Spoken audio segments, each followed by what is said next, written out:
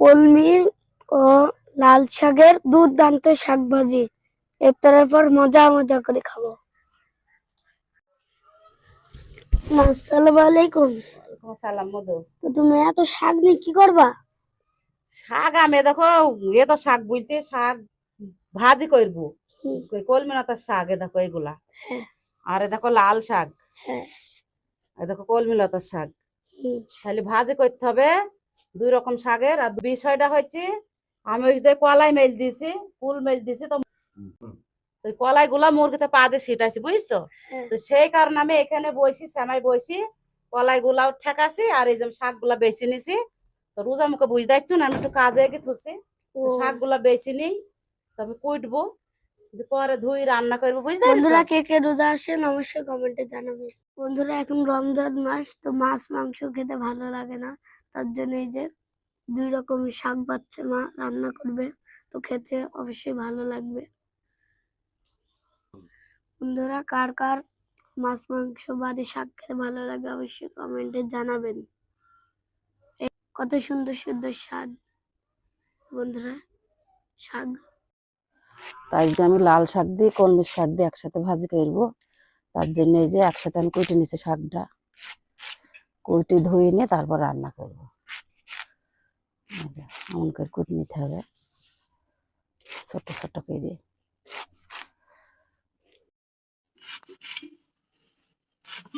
শাকটা আমার সুন্দর করে কুটে না হয়ে গেছে, এবার আমি ধুয়ে নিচ্ছি শাকটা, ভালো করে ধুয়ে তারপর রান্না করবো।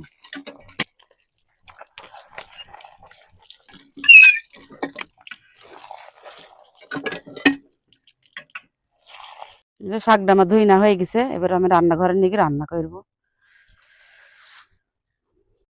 তো শাকটা এবার আমি চড়ে নেবো, কড়াই দিয়ে দিলাম। এই শাকে মোড় দেওয়ার লাগবে না, শাকে বেরোবে, সেই মতো সিদ্ধ হয়ে যাবে।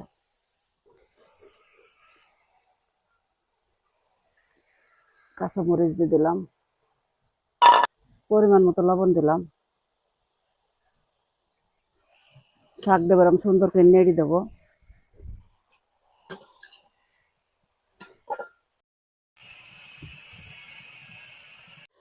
তো শাকটা নরম হওয়ার জন্য আমি একটু কাঁচা পেঁয়াজ দিয়ে দিলাম। পেঁয়াজটা দিলে শাকটা সুন্দর ভালো লাগে খাইতে।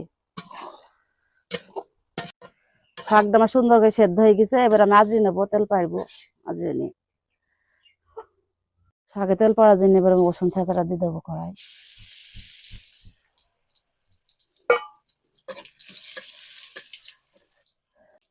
কড়া শুকনো ঝাল ভাজা দেবো, ঝাল ভাজাটা দিলে শাকটা বাসনা করলে খাইতেও ভালো লাগবে। এবার আমি শাকটা ঢেলে দেবো।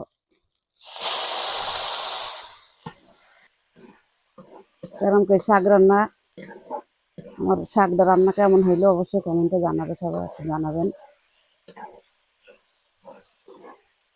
শাকটা আমার রান্না হয়ে গেছে, এবার আমি আজরে নেবো শাকটা বাটিতে। এই যে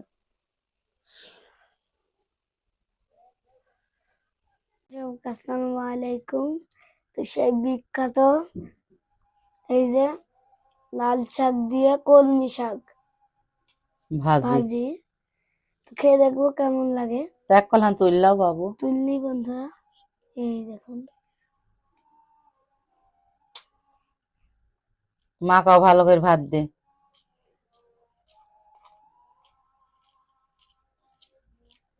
বিসমিল্লাহ। তো এই যে বাবু তো তুলেই নিল, দেখতে পাইলেন আপনারা। তো ভিডিওটা সবাই শুরু থেকে শেষ পর্যন্ত দেখবেন, সাপোর্ট করবেন, সত্যি শেয়ার বন্ধুরা করবেন। অনেক ভালো হয়েছে। তো সবাই বেশি বেশি করে লাল শাক খাবেন। তো আর এতে একটা কোনো কথা অ্যালার্জির হয়েছে, প্রবলেম নেই। আর আর বেশি কিছু বলবো না। তো আমার আর আমার মাকে সবাই ভালো করবেন, তো সবাই ভালো থাকবেন। আল্লাহ হাফেজ।